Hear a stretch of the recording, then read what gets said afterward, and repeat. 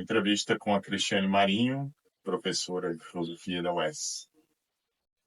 Cris, a gente tem feito uma pergunta a todas as pessoas que a gente tem entrevistado, pesquisadoras, professores, né, que é como você encontra a obra do Foucault, né? Como Foucault atravessa a sua trajetória de vida e de pesquisa de professor.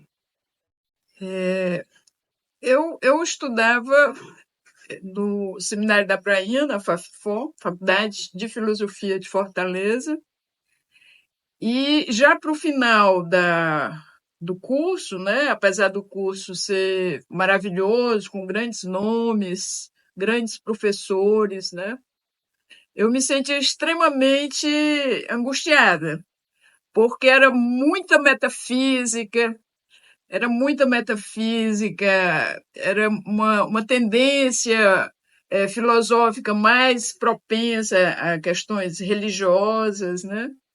E tudo aquilo me angustiava muito, porque eu não via no mundo, né? E nem no que eu vivia e sentia espaço para tamanha abstração, né?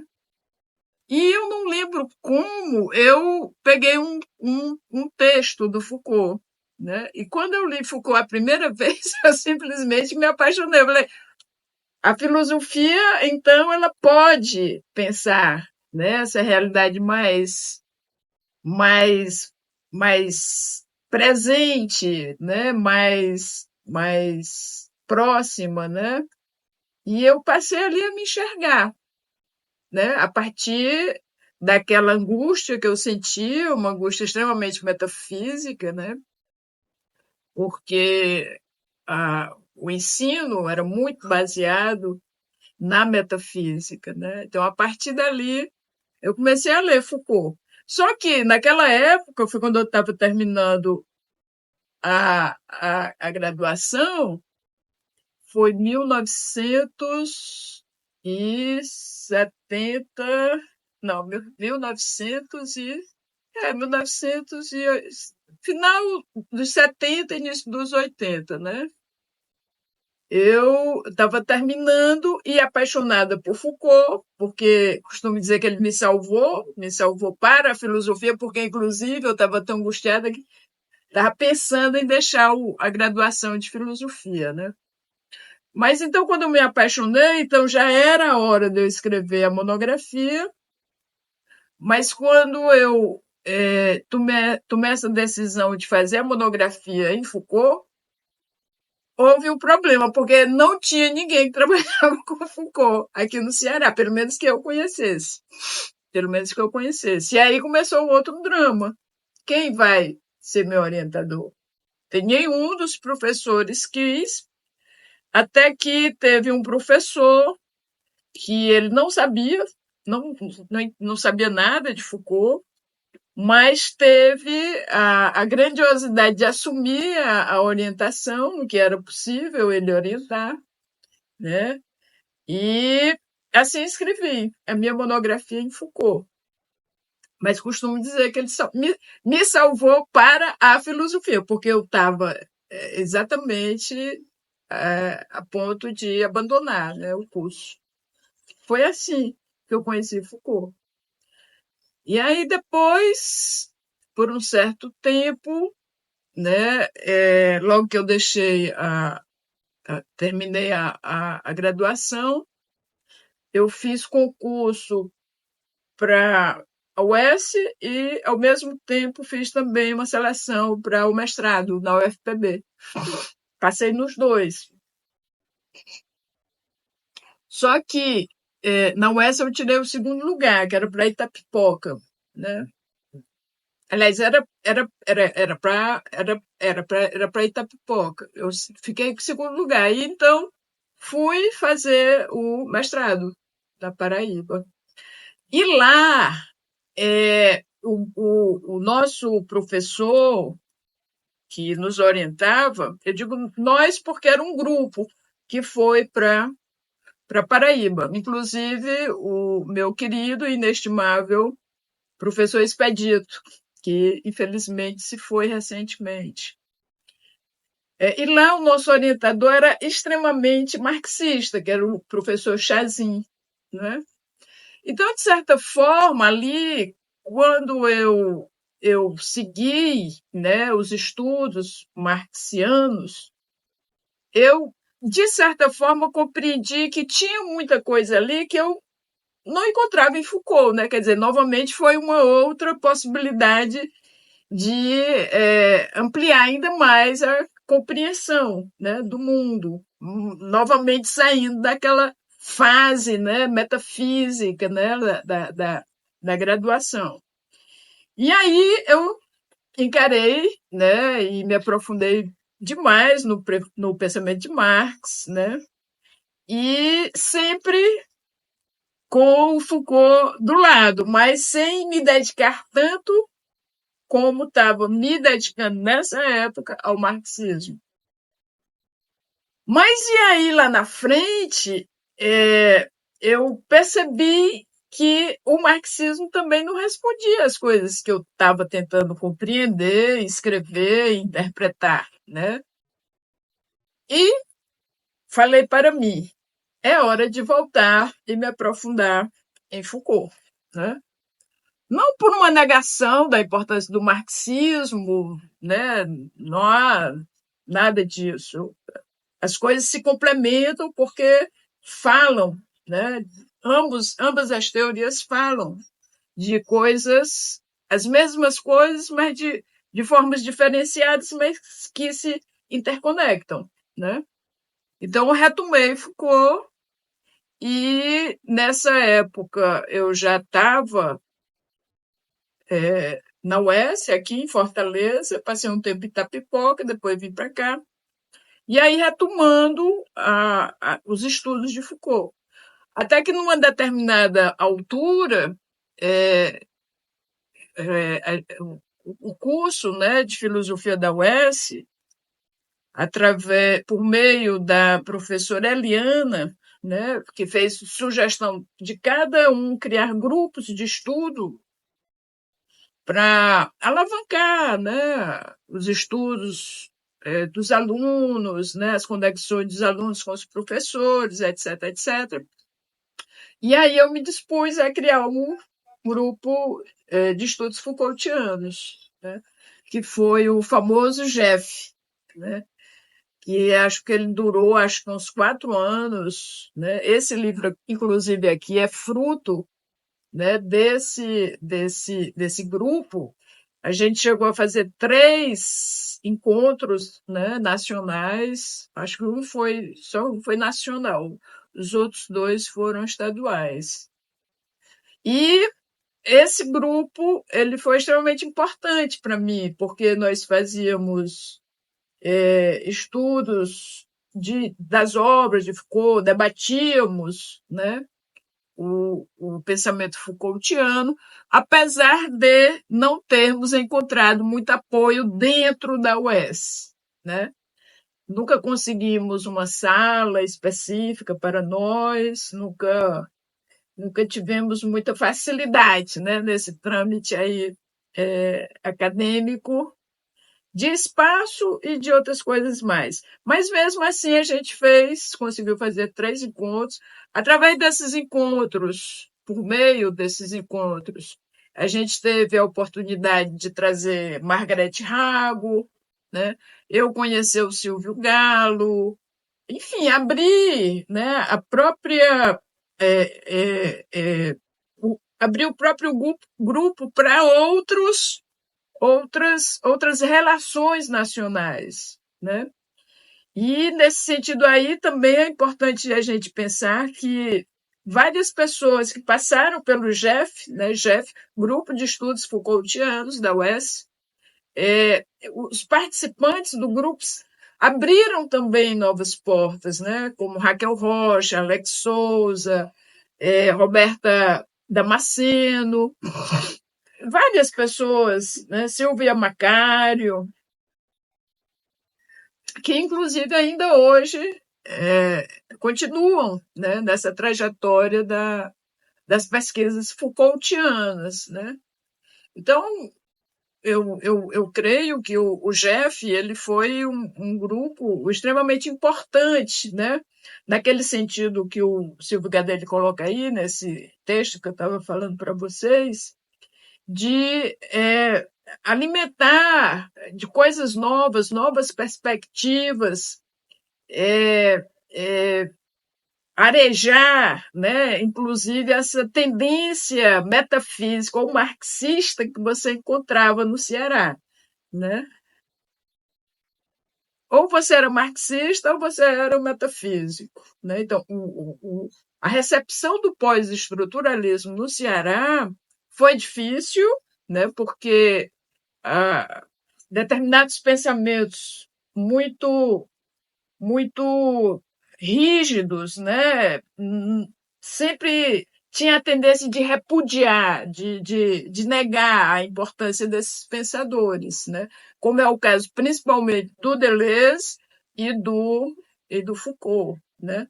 Mas assim, acho que a gente conseguiu abrir, né, uma porta larga, né, para que esse pensamento fosse atingindo novas pessoas e dinamizando pesquisas, né, e ampliando. Enfim, hoje eu acho que foi um bom resultado, né? Foi um bom resultado, apesar dos pesares, não foi fácil. Não foi, e eu diria, ainda não é fácil, porque o preconceito, né, com o pós-estruturalismo ainda é muito recorrente, principalmente agora nesse período de neoconservadorismo, né, de avanço do neoliberalismo, né? É, é isso. E Cris, né? Quem estuda a obra do Foucault percebe que Foucault teve vários momentos de apropriação, de aproximação da sua obra no Brasil. Né? No primeiro momento tem a publicação da História da Loucura, As Palavras e as Coisas, né? Um livro que fez muito sucesso foi o Microfísica do Poder, né? Sim, a microfísica do poder foi minha entrada, né, na casa do Foucault. Eu lembro, eu era uma estudante lisa, né? Hoje continua a professora lisa, né? Mas eu já fui estudante muito lisa. E eu lembro como eu guardava o dinheiro para poder comprar o livro do Microfísica do Poder. E ali, apesar de ter sido importante, mas assim, a aproximação com microfísica do poder ele dava e deu, né, uma aproximação muito esfacelada da própria obra. Ficou, inclusive, porque naquela época você tinha pouquíssimos livros, né, traduzidos para o português e muito menos publicados. Vigiar e Punir também é um dos livros que... Depois é que eu fui ler, né? Primeiro foi o dinheiro só deu mesmo. O dinheiro só deu mesmo pro microfísica. Mas foi um momento de maravilhamento. Se essa palavra não existe, ela passa a existir agora. Porque eu falei, pô, que coisa, né? Quer dizer, não que a gente eu tenha perdido tempo, né? Com aquela metafísica toda, porque aquilo foi importante, claro, para minha formação, etc., para conhecimento, etc., etc. Mas, assim, o que falou a minha língua foi Foucault. Uhum. Mas, bom, e depois a gente tem a publicação dos cursos, né, nos anos 90, também já muda a entrada na obra do Foucault, né, das entrevistas, ou seja, dos ditos escritos, né, por fim, os cursos do Collège de France, e depois, agora, a gente tem cursos que ele ministrou nos anos 50 em Lille, Clermont-Ferrand, sobre a sexualidade em Vincennes, e agora mesmo ele está conversando hoje, acabou de sair o curso sobre Nietzsche, né? Bom, isso é só para falar que é uma espécie de atualização permanente, isso muda de alguma forma, a forma como as pessoas estudam Foucault, né? E, e como é que foi para você esse processo de atualização, de acompanhamento da atualização das publicações sobre Foucault? Eu pergunto isso até porque você atualizou o Foucault também dialogando com outros autores e outras autoras, principalmente, no caso do teu trabalho, né, a Judith Butler. Toda essa produção de Foucault, né, que pouco a pouco a gente foi lendo, foi conhecendo, né, e aí a gente sabe, ano a ano a gente ia, né, se aproximando de alguma produção dele, né, mas aquela apreensão, pelo menos na minha perspectiva, em algumas pessoas, de certa forma, era uma apreensão, ou foi, ou né, não sei qual é o tempo verbal, de algo que era assim, era a última razão de ser do pensamento de Foucault, e ali estava dito e acabou-se, não tinha mais nada a dizer, né? Como se ele não fosse datado, um certo endeusamento, né? Uma palavra final que Foucault dissesse com relação a determinadas realidades. Inclusive eu pensei assim, confesso, né? Mas a partir de determinado momento, assim como eu fiz com relação ao marxismo, eu falei não, né? Não. E principalmente quando surgiu a Butler, né? Então, a partir dali, a partir da Butler, principalmente, e depois também Preciado, né? Eu vi que Foucault, inclusive devido e principalmente aos limites temporais, históricos, né? Ele só foi até aqui, né? E que Butler, pego somente Butler e Preciado, né? Eles, Preciado e Butler, que bebem na fonte, né, Foucaultiana, eles retomam determinados conceitos fundamentais, né, da nossa época, de uma forma relativa ao tempo de Foucault, e atualizam isso para o que está acontecendo agora, né? Isso se dá, por exemplo, como eu escrevi, né, naquele meu livro como é mesmo o título? Processo, subjetivação, governamentalismo e resistência, né, onde eu pego Butler e Foucault. E ali, por exemplo, cito dois exemplos que para mim ficam muito claros nesse sentido do que você está chamando de atualização, e eu concordo plenamente com esse termo. A questão do poder soberano, né? A questão do poder soberano, onde, de certa forma, o Foucault deixa demarcado que o poder soberano teria ficado lá atrás. Não que ele negue a presença atual do poder soberano, mas a Butler, ela vai mostrar como isso persiste de uma forma ainda mais densa e presente do que o próprio Foucault teria entendido, né? E aí ela vai colocar como exemplo os prisioneiros de Guantánamo, né? Quer dizer, e ali ela explica de uma forma fenomenal, né, que o poder soberano ele persiste de forma muito forte.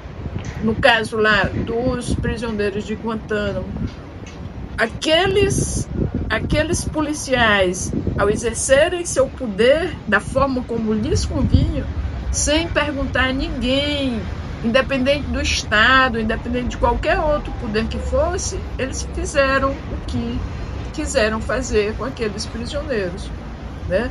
Desde as torturas corporais, as torturas psicológicas, aquelas punições de humilhação, né? Tirando fotografias, distribuindo para o mundo inteiro, matava na hora que... rindo eles matavam, né? Você está com medo? Pá! Quer dizer, são poderes soberanos, que é interessante também isso, porque se você pensar bem, é um poder soberano que se efetiva dentro da própria governamentalidade, né? Que não, é como se fosse assim, não dá para você separar o próprio exercício soberano do poder de uma governamentalidade, né? Outro exemplo também que eu acho que isso aí dá diversas opções, caminhos, né, para você pensar umas outras tantas coisas com relação ao exercício e tipos de poderes da contemporaneidade, né? E aí a gente se estenderia bastante.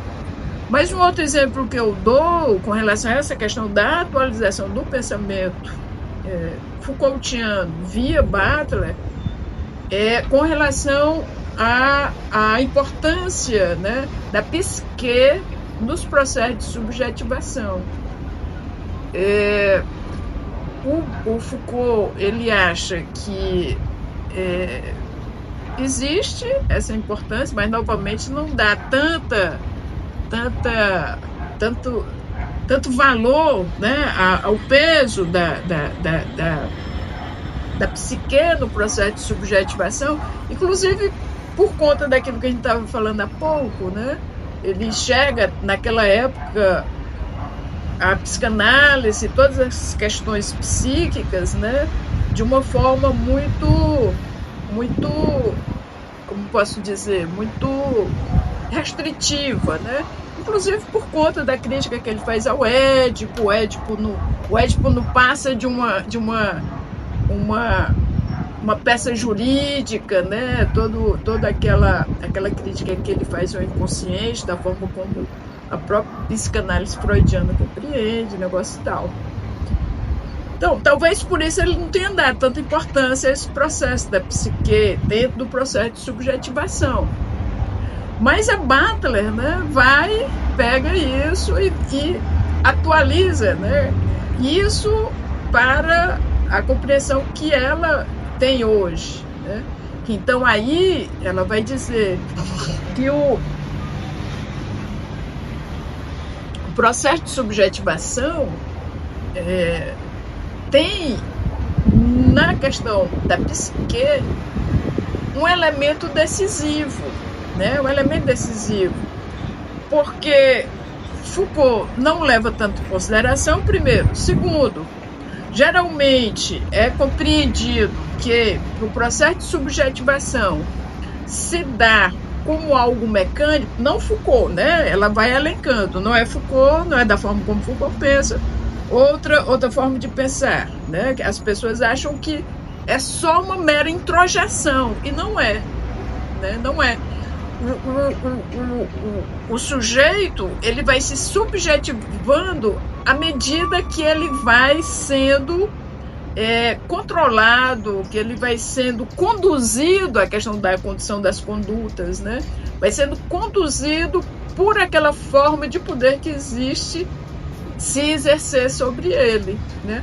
E eu costumo dizer que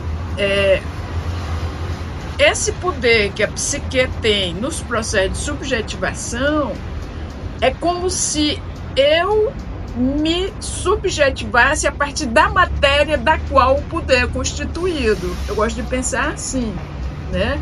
Não é simplesmente uma introjeção como se fosse algo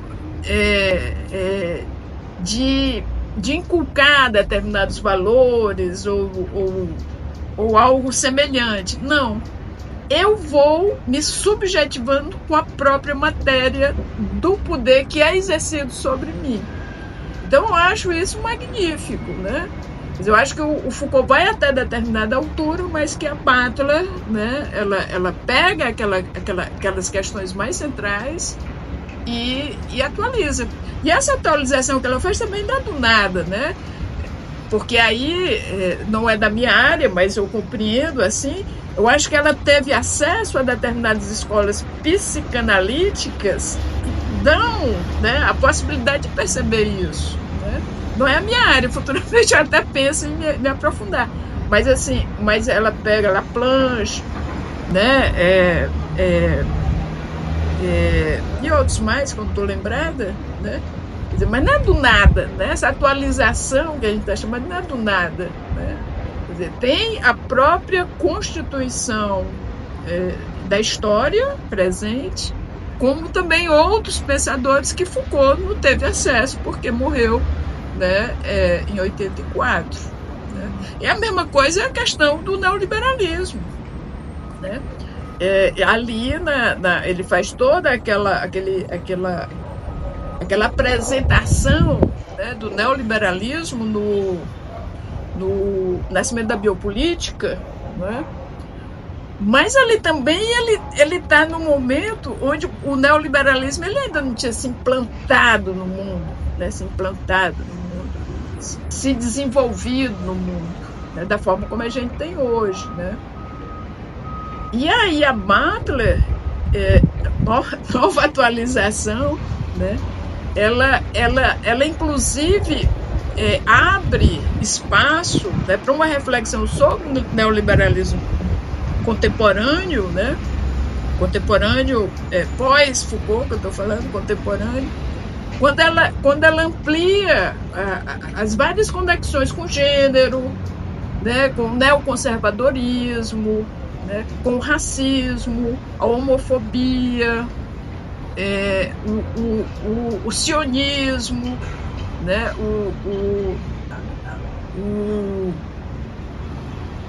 enfim.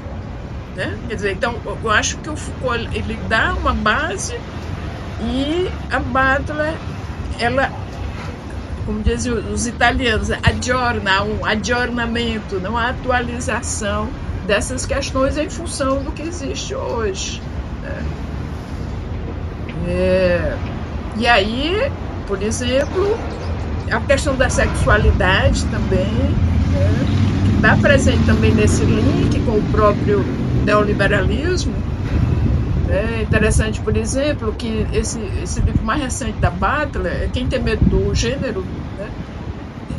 Na apresentação do livro, ela questiona as pessoas que fazem a crítica à identidade, né? Porque a pessoa é marxista, esse negócio de identitarismo, se a gente não vê essa parte, a gente não vai ver o todo, né? Porque capitalismo não tem nada a ver com essa questão de gênero, fica identitário, o próprio nome identitário já é muito, muito corrosivo, né? E ela diz, não, essa questão do gênero, essa questão da identidade tem tudo a ver com o funcionamento do capitalismo, inclusive dessa sua predominância do capital financeiro relacionado ao funcionamento do próprio capital, né? Quer dizer, e aí a gente sabe muito bem disso, como funciona o neoliberalismo, está baseado exatamente nisso, né? O bolsonarismo é uma expressão clara disso, né? Quando ele diminui o papel da mulher, que mulher para viver dentro de casa, que mulher tem que ser mãe, que mulher tem que cuidar das panelas, Ora, isso aí é capital reprodutivo. Capital reprodutivo, né? Então, eu acho que ela amplia, né, atualizando muitas questões postas por Foucault, a partir dos próprios problemas históricos, econômicos, contemporâneos. Né? Agora, Cris, uma última pergunta.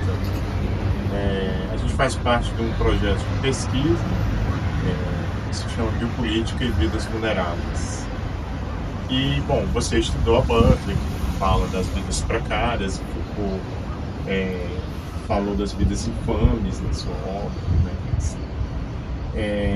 Mas eu acho que há uma corrente de pensadores que consideram que a biopolítica já não há mais como colaborar nesse tema, que consideram que a gente tem que falar hoje, na verdade, de uma tanatopolítica ou de uma necropolítica, né?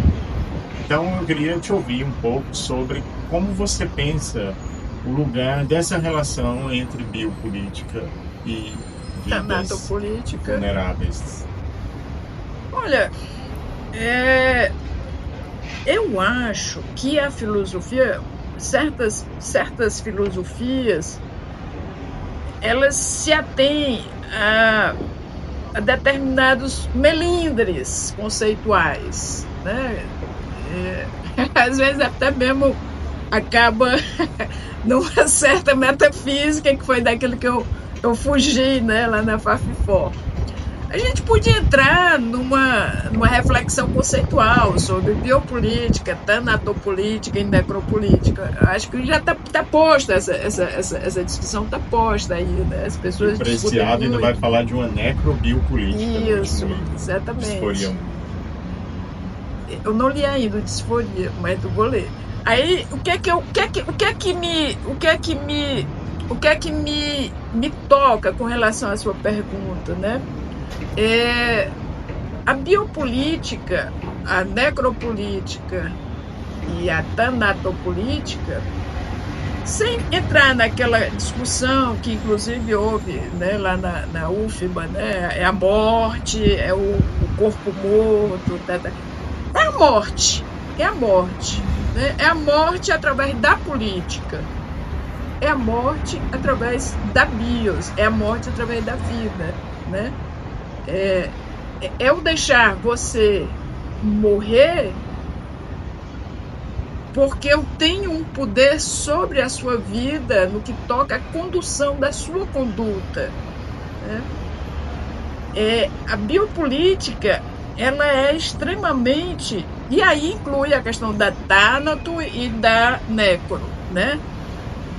A biopolítica, ela é extremamente perversa, ela é má, né?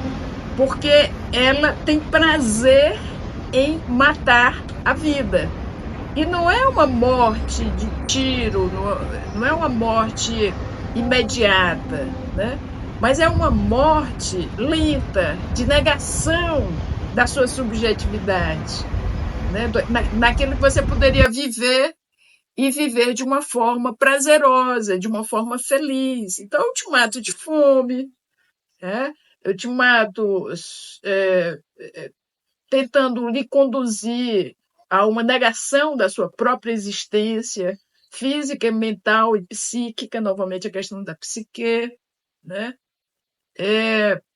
Eu lembro que aqui mesmo, aqui nessa esquina, uma noite, ali antigamente tinha um ponto de meninas que faziam um programa travestis, né? Sempre andavam em dupla. E eu sempre ficava observando. E teve uma noite, ó, eu estava dormindo, acordei e fui ver o que era. Um bêbado, né, passou pelas duas meninas que estavam lá na esquina fazendo programa e começou a gritar desesperadamente, né? Viados, seus viados, vocês merecem morrer. Eu vou dar um tiro. O cara completamente bêbado na sala, todas aquelas cenas de Nelson Rodrigues, né? Vocês merecem morrer, eu vou dar um tiro em vocês. E as meninas ficaram assustadas, né? E foram lá para outra esquina. O cara foi atrás, falando como se fosse sempre uma prece, né? Uma prece demoníaca, né? Vocês merecem porrada, vocês... Se eu pego vocês, eu vou dar tiro, vou bater na cabeça de vocês, eu vou esfarelar a cabeça de vocês. E as meninas voltaram. E ele voltou novamente, gritando no meio do asfalto, de noite, de madrugada. Aquela cena foi uma cena dantesca, né? Mas diz muito da questão da biopolítica, né? Porque, primeiro, a condução de condutas. Você é educado para ter o preconceito de negação da outra vida, que essa outra vida não está no seu contexto, né, educacional pelo qual você foi formado, né? Segundo, a negação do prazer do outro. Por que você tem um prazer diferente do meu? Você vai ter o prazer igual ao prazer que eu tenho, né? São mortes cotidianas, mortes produto de condução de condutas, né? A questão dos infames É isso aí dessa esquina. Porque os infames, eles são aquelas pessoas que têm a sua possibilidade de vida negadas, né? Porque a morte, e eu acho espetacular isso no Foucault, se eu não me engano, está lá no Nascimento da Biopolítica, ou em Defesa da Sociedade, já não lembro, mas ele diz: matar não é só físico, né? Matar é também a exclusão. Quando você exclui, você mata. E aí, outra coisa, a Bárbara vai pegar isso e vai desenvolver, que é a questão da vida precária. O que é a vida precária? É a exclusão. Né? O que são os infames? É a exclusão. Né? Lá, quando ele fala dos infames, ele vai fazer uma distinção entre aqueles que têm mais peso, né? É mais difícil para eles essa exclusão do que outros. E ele vai dizer que o mais infame dos infames é exatamente aqueles que são excluídos. Né? No caso aí, essas duas garotas travestis que faziam ponto ali na esquina, né? É isso, né? Eu acho que a morte predomina aí, mas não é só a morte, como no caso que é dito, né? No caso da necropolítica, é o corpo morto, né? É você matar. E não estou dizendo que isso não seja importante. É importante, por exemplo, se a gente pensa, a partir do Mbembe, na questão do neocolonialismo. Mas eu acho que o mais importante disso é a questão da morte, seja ela via corpo, seja ela via exclusão, seja ela via condução de condutas que te impossibilita você viver a sua própria vida, né? Eu acho que é isso.